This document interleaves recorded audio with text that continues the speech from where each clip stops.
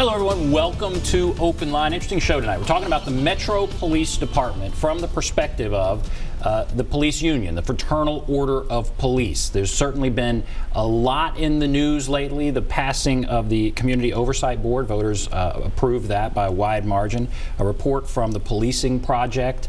We also want to talk about budget issues, concerns.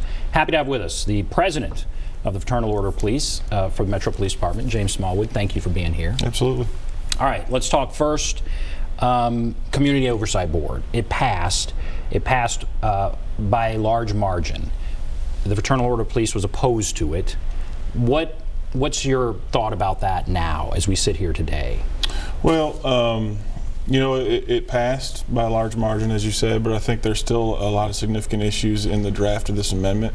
And I think a lot of people that are involved with it are starting to realize that some of the shortfalls this amendment brings to the table, and we're going to have to work to see if there's a resolution to that that'll satisfy. It was challenged in court. You all challenged it in court.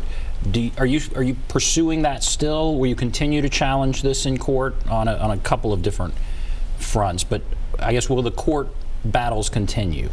Yeah, there's already been a hearing set, and we've already invested a significant amount of time and effort into it. We did everything we could to get the court to hear this case before November 6th, and they just either couldn't or wouldn't do it. We're not sure, but since it's been set, we're going to go ahead and proceed with the hearing and see where we stand on it. Are you optimistic? Do you feel like you can win even after it's passed? Well, we wouldn't pursue a case if we didn't think there were any merits to it. So we heard today that only one person has applied to be officially thus far applied to be part of the Community Oversight Board. What are your thoughts about that? It's very interesting. You know, they just recently opened up nominations, and I think the information is just now starting to get out, plus we had the holidays. So I anticipate there'll be a lot of folks that apply to be involved, and on top of that, you're going to have a lot of community organizations that submit their nominations. And certainly people can ask about this, but before I move on, so this passed. I think there was a statement saying we're gonna work with this, even as best we can, or something to that effect. What are you telling? How are police officers that opposed this dealing with the fact it did pass and it may likely happen? I know you still have the court challenge, but what do you tell officers, and kind of what's the frame of mind?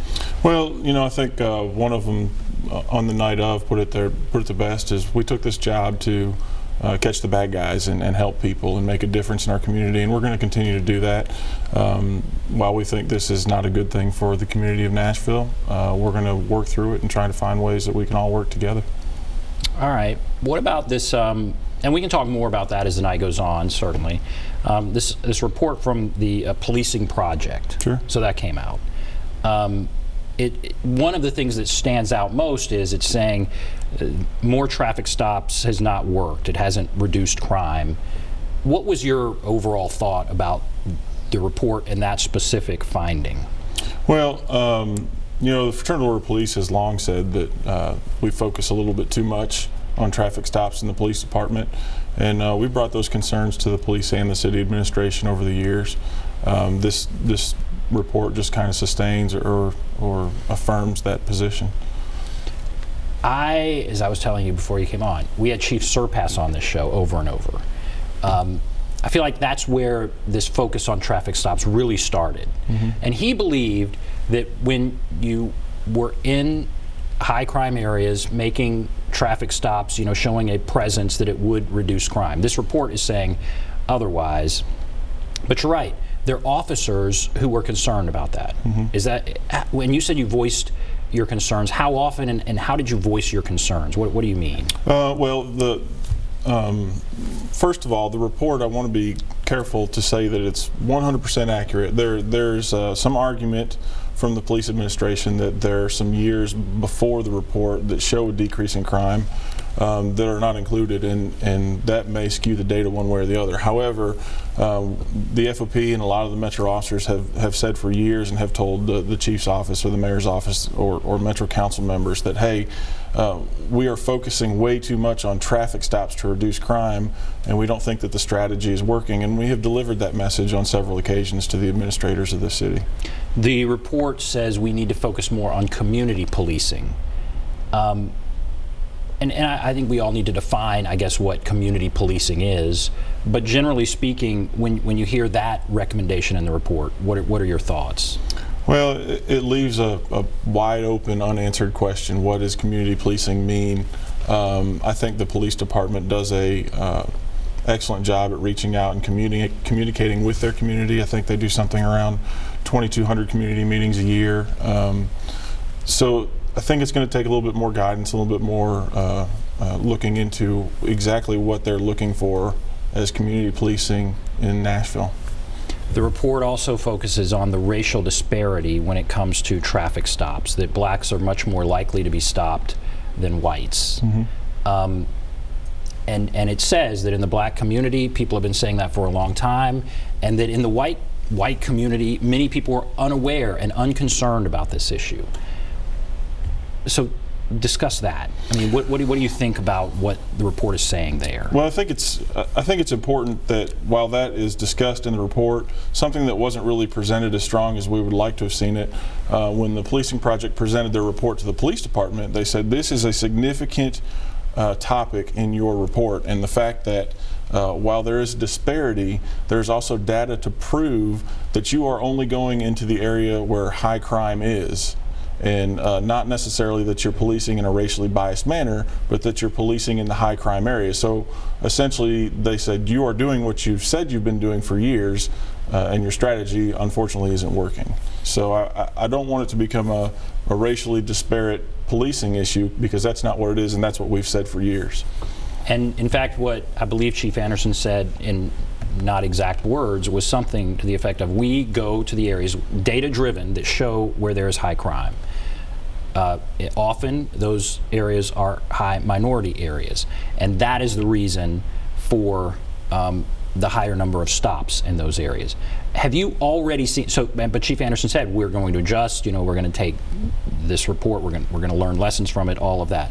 Have you seen a change yet since this report came out? You know, what has happened just since the report has came out? You know, I think there's been a lot of conversation amongst the administration, and some of those conversations have come to fruition in the fact that you know, they're going to start to shift their focus towards more community engagement and more community policing strategies.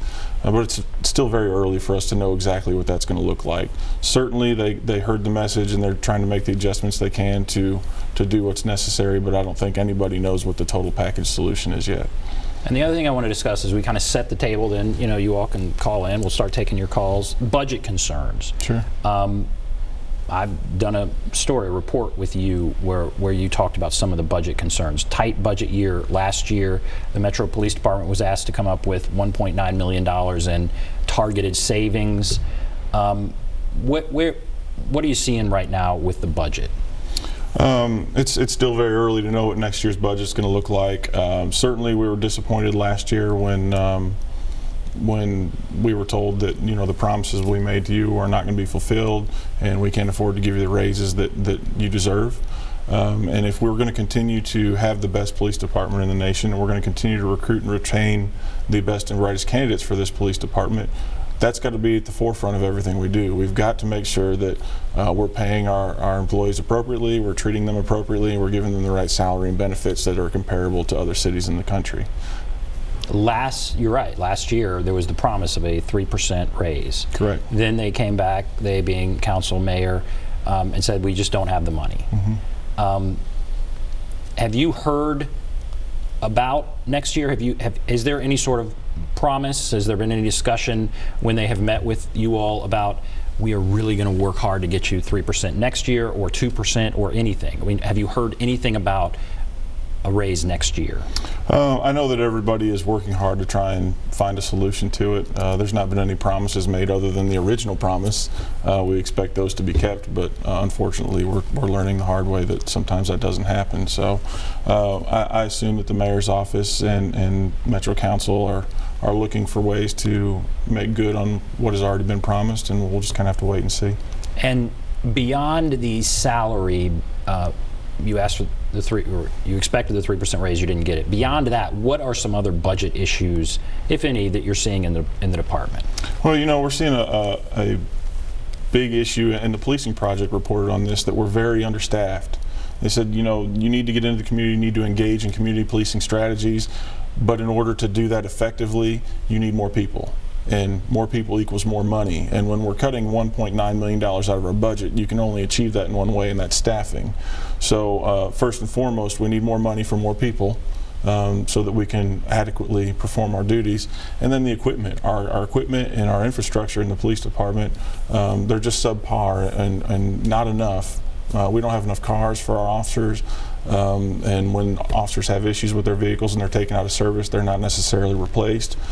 So that there's a lot of issues with equipment and manpower, and those budget issues need to be addressed. The police department says they are always hiring. So unlike some other departments where there may be a hiring freeze, there's never been recently a hiring freeze in the Metro Police Department. The issue is that it is hard to find qualified people to go through the training and take the job. Do you think that is the problem, a lack of people that are taking that job, or is it more about pay? I think it's a little bit of both in today's environment. I think it's not the inability to find qualified candidates, it's the inability to find qualified and interested candidates. I think people are no longer interested in doing this profession. Some of it has to do with the fact that salary promises aren't kept, the salary isn't comparable to other cities.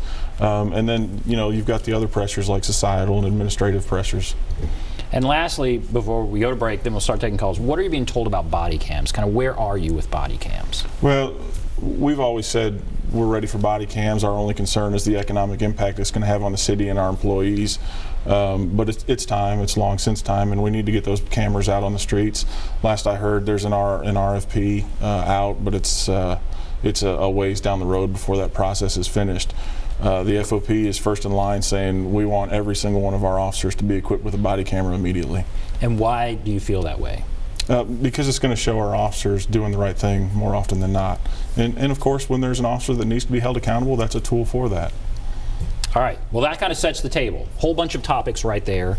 Now, what do you want to talk about? There's the number, 615-737-PLUS, 615-737-7587. We may also be streaming this live on our Facebook page. If you can see me on Facebook, then we are streaming this. So go ahead and make a comment down at the bottom, and I may read it. We may use that in our conversation. We'll take a break. Be back right after this.